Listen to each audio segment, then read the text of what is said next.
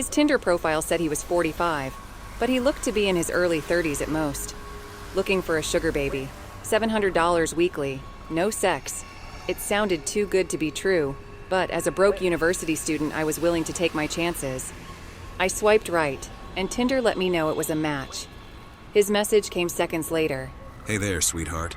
I cringed at that word. I hated it.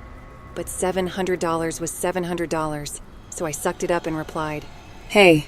His name was Jack, and he told me he owned his own business, although he never specified what kind of business it was. We talked for a while before he asked me for my Venmo to send me the first payment. After a few minutes, I got the notification. I stared at the $700 for at least 20 minutes, expecting to wake up from a dream at any second. But it wasn't a dream.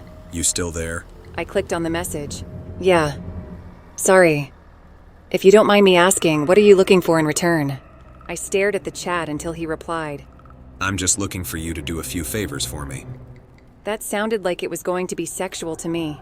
Like what? For example, the first thing I need you to do is pick up a delivery for me.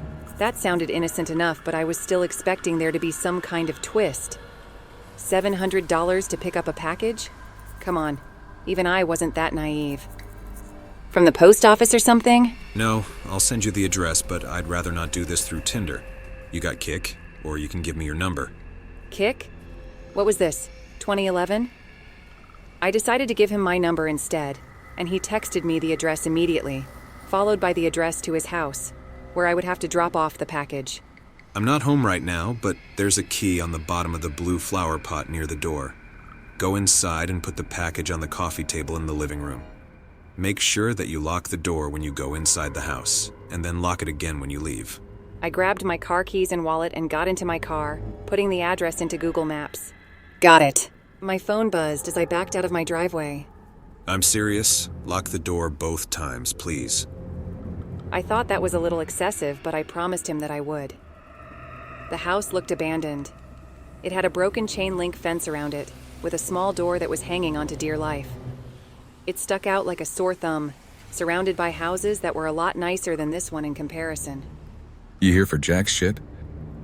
I looked up to see a man standing in the open doorway of the house. He took up almost the entire space, his head skimming the top of the doorframe. He was huge, in height and muscles, and his entire torso was covered in tattoos. Yeah, I guess. I replied, not moving from my spot on the sidewalk. Stay right there. I did. I actually don't think I would have moved if he had asked me to. I looked around and realized that there was no one else on this street. I was a 21-year-old woman alone in the street. I gripped my car keys. A few minutes later, the man came back out carrying a cardboard box. It was about the size of a shoebox, but stained and damp on some of the corners. Can you open your car? He asked. I opened the trunk, not wanting that inside on my car seats, and he set it in. All right, there you go. Thanks. I walked around to the driver's side of the car and opened the door. Oh, and one more thing. He said. I looked at him. Watch out. I didn't reply. I blasted my music as I drove to Jack's house, hoping it would drown out my anxiety. It didn't. I parked my car in the stone driveway and stayed inside the car, admiring the house. It was a huge house, with stone pillars on the front porch and the greenest grass I had ever seen in my life. I turned the car off and got out. I grabbed the package and walked to the front door, getting the key from where he said it would be. I opened the door and stepped in, closing it behind me. I thought about what he had said, about locking the door when I got inside. I thought that was a little overboard, but as I stared at the closed door, something made me reach out and lock it. I walked inside, my feet cushioned by the thick maroon carpet, and admired the inside of the house. All the furniture was wooden and looked incredibly expensive. I would probably finish school a dozen times with the money that it took to furnish this place. I set the package down on the coffee table, and as I walked back to the door, I heard a phone ringing from somewhere inside the house. I froze. In my pocket, my phone buzzed. I took it out to look. Don't answer any calls that aren't from Marvin. I put my phone back and followed the sound of the phone, poking my head into a few different rooms before I found it in an office. I walked over to the desk and looked at the caller ID. incoming call from Jack. That was odd. I grabbed my phone to look at the message again. I was starting to get a little bit creeped out and decided I wouldn't answer just to be safe, and left the house, remembering to lock the door as I left. I've done a few more favors for Jack since then. I drove a BMW to a random park in another city, only to get out and drive a different car back to Jack's house. He had me meet one of his employees at lunch, who then gave me a briefcase to deliver to the first house I'd gone to and told me he would know if I looked inside. On several occasions, he asked me to drive down to that same house and stay with the guy, whose name was Julio, for a certain amount of time. In total, I've made around $3,500. Most recently, Jack asked me to stay in his house overnight.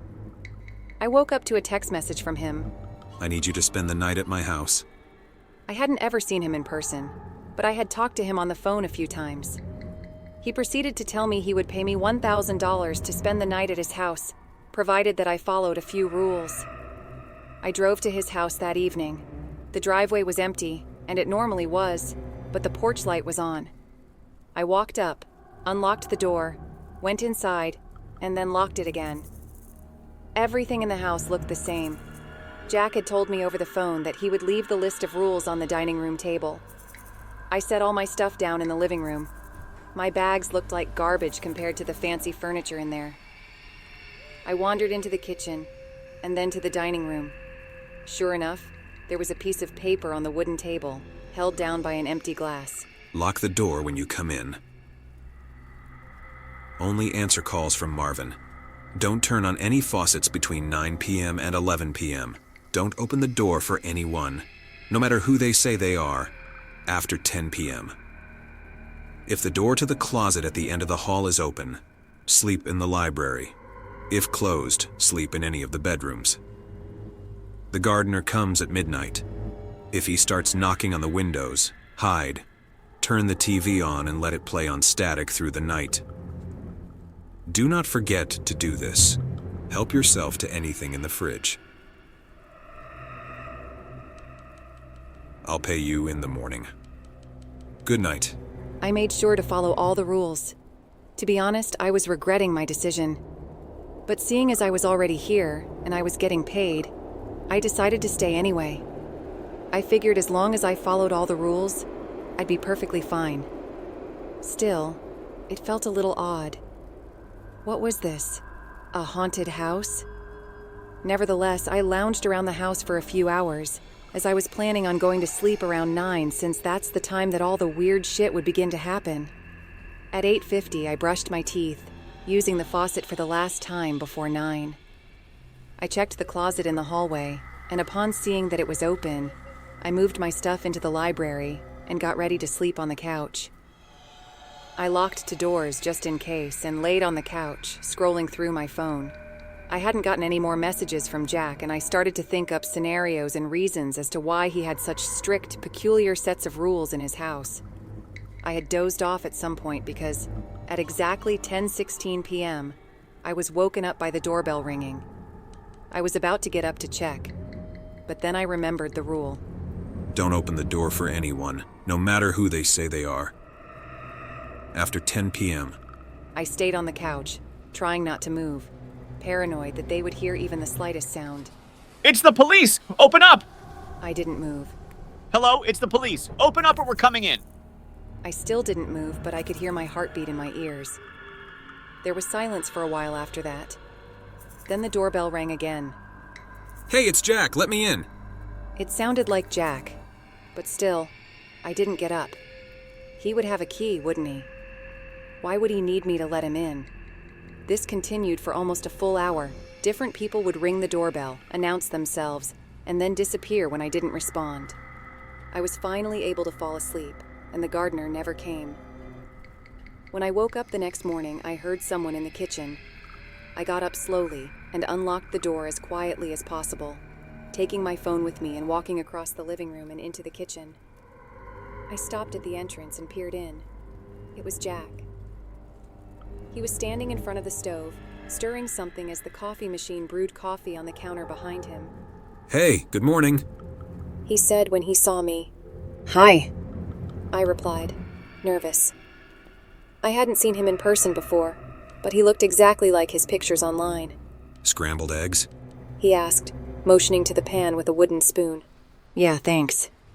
I replied, walking over to take the plate from him. I ate my breakfast and drank some coffee in silence. So how was it? He asked. It was okay. Nothing super freaky happened, I replied. Cool. He replied. There was an awkwardness in the room. I think I'm gonna go now. I have class. I trailed off. I didn't. But I really wanted to get out of there.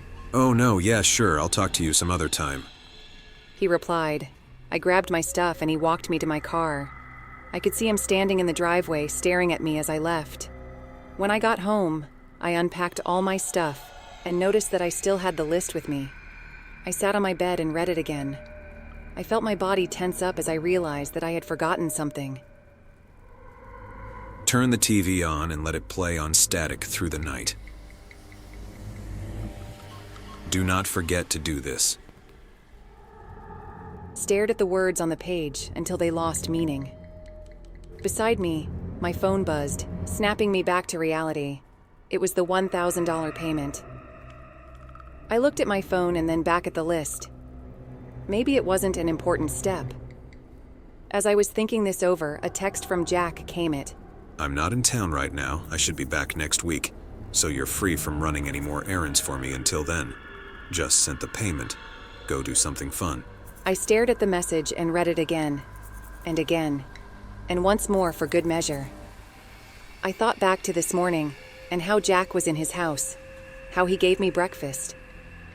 Within minutes, a new text came in, this time from a number that I didn't recognize. Did you forget to do something? The text was followed by a picture of Jack, or whoever this version of Jack was, standing in front of the TV. I didn't respond. Next came another picture. This one was of the outside of my house. It was followed by another text. Watch out.